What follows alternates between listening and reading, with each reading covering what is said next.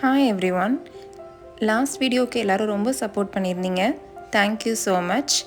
இன்றைக்கி vlog என்னென்னு பார்த்தீங்க அப்படின்னா ஸ்வீட் பொட்டேட்டோ கட்லெட். ஆக்சுவலாக இப்போது நம்ம ஜென்ரேஷனில் யாருமே ஸ்வீட் பொட்டேட்டோ பெருசாக விருப்பமாக சாப்பிட்றதில்ல. பட் அதில் நிறைய ஹெல்த் பெனிஃபிட்ஸ் இருக்குது. கிட்ஸுக்கு கூட ரொம்பவே நல்லது. ஸோ நம்ம அதை இந்த மாதிரி ப்ரிப்பேர் பண்ணி கொடுத்தா எல்லாருமே ரொம்ப விருப்பமாக சாப்பிடுவாங்க. வாங்க எப்படி பண்ணுறதுன்னு பார்க்கலாம். இதுக்கு நான் ஒரு ஸ்வீட் பொட்டேட்டோ நல்லா வாஷ் பண்ணி எடுத்து வச்சுருக்கேன். இதை நம்ம இப்போ குட்டி குட்டி ஸ்லைசஸாக கட் பண்ணிக்கலாம்.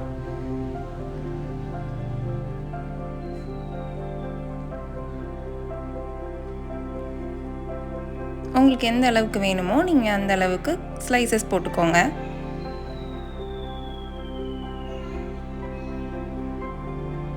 இப்போ இது எல்லாத்தையுமே நம்ம ஒரு இட்லி பாட்டில் வேக வச்சிடலாம்.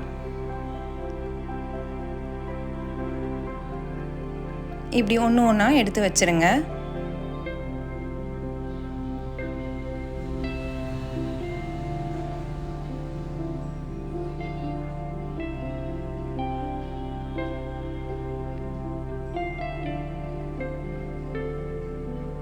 இப்போ இது எல்லாத்தையும் நம்ம ஒரு 15 to 20 மினிட்ஸ் வேக வைக்கலாம்.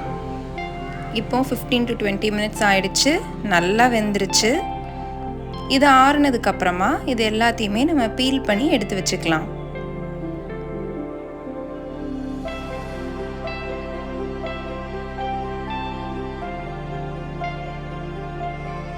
இப்படி ஒன்று ஒன்றா ஃபுல்லாக பீல் பண்ணி எடுத்து வச்சுருங்க. இப்போ ஃபுல்லாக பீல் பண்ணி எடுத்து வச்சாச்சு.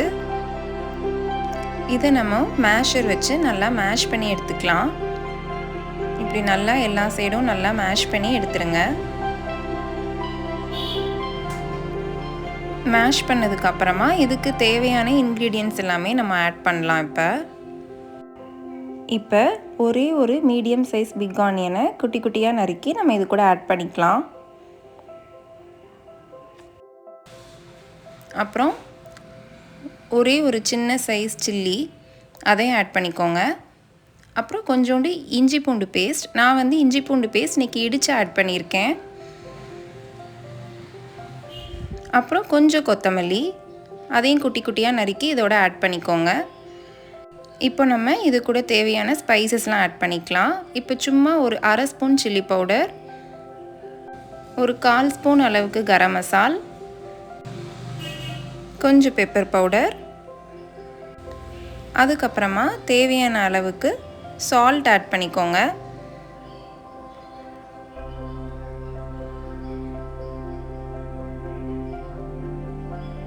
இப்போ இதெல்லாம் நல்லா ஆட் பண்ணதுக்கப்புறமா இதை நம்ம நல்லா கையை விட்டு நல்லா பிசைஞ்சு எடுத்து வச்சுக்கலாம்.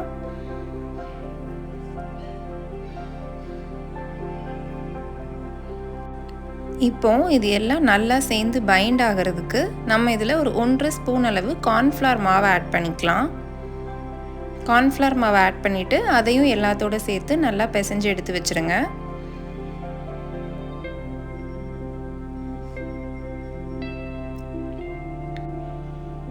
இப்போ நல்லா பிசைஞ்சு வச்சாச்சு. வாங்க இப்போ உருண்டை பிடிச்சிடலாம். இப்போ இது நல்லா குட்டி குட்டி உருண்டையாக எடுத்து நம்ம நல்லா வடை தட்டுற மாதிரி நல்லா கையில் தட்டி வச்சுருங்க.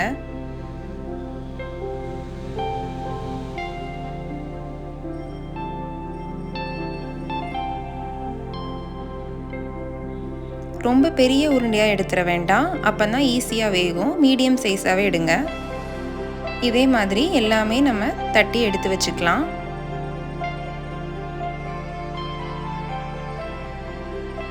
இப்போ நம்ம சைடில் ஒரு 2 ஸ்பூன் அளவுக்கு மைதா மாவை நல்லா கொஞ்சம் வாட்டரியாக கரைச்சி வச்சுக்கோங்க. அதுக்கப்புறமா பிரெட் க்ரம்ஸ் இருந்தால் பிரெட் க்ரம்ஸ் எடுத்துக்கோங்க. அப்படி இல்லை அப்படின்னா வீட்டில் ரஸ்க் பவுடர் இருக்குல்ல, அதை எடுத்துருங்க. இப்போது ஒவ்வொரு கட்லெட்டாக அந்த மைதா மாவில் டிப் பண்ணி இந்த ரஸ்க் பவுடர்லேயும் எல்லா சைடும் நல்லா கோட் ஆகிற மாதிரி எடுத்து வச்சுருங்க.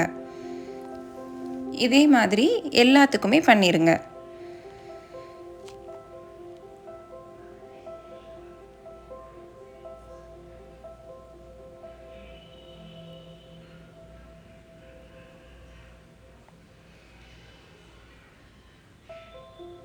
இப்படி ஒன்று ஒன்றா எடுத்து மெதுவாக டிப் பண்ணி அந்த ரஸ்க் பவுடர் எல்லா இடமும் நல்லா படுற மாதிரி தூவி விட்டுருங்க. தூவி விட்டு எடுத்து வச்சுருங்க.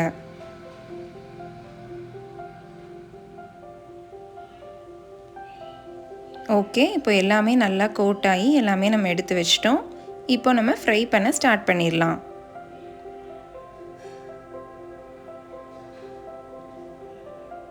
இப்போ ஒரு பேனில் தேவையான அளவு ஆயில் ஊற்றிக்கோங்க. ஆயில் கொஞ்சம் அதிகமாக ஊற்றிக்கோங்க, அப்போ தான் நல்லா ஃப்ரை ஆகி வரும்.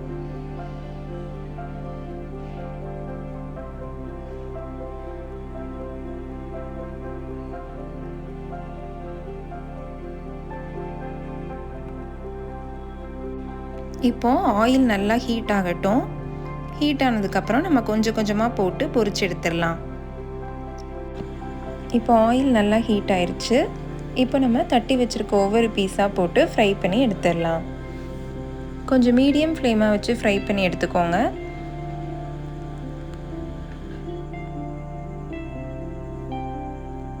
நம்ம இது போட்ட உடனேவே அடுத்து வந்துட்டு கரண்டி வச்சு கிளறி விட்டுற வேண்டாம். கொஞ்சம் டைம் ஆகட்டும், இல்லைன்னா கீழே ஒட்டும்.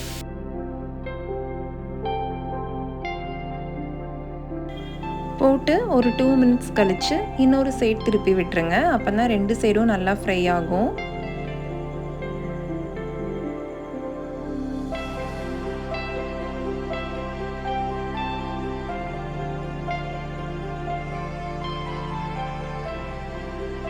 மீடியம் ஃப்ளேமில் வச்சு அப்பப்போ இந்த மாதிரி திருப்பி திருப்பி விட்டுட்டே இருங்க.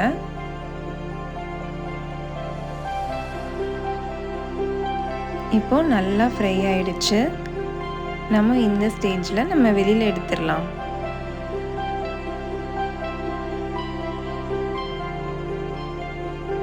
பாருங்கள், இந்த கலர் வர வரைக்கும் நல்லா ஃப்ரை பண்ணி எடுத்துக்கோங்க. இது கரெக்டான பக்குவம்.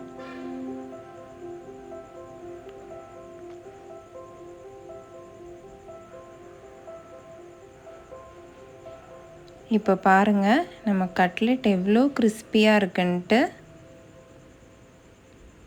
இதே மாதிரி எல்லாமே பொரித்து எடுத்து வச்சுக்கோங்க. இப்போது இந்த ரெசிபியோட ஃபர்ஸ்ட் ரிவ்யூவர் வந்துட்டு எங்கள் வீட்டு குட்டி தான். வாங்க, அவளோட ரிவ்யூ என்னன்னு நம்ம ஃபர்ஸ்ட் கேட்டுடலாம். ஐரின் இந்தா எடுத்து சாப்பிட்டு பாரு.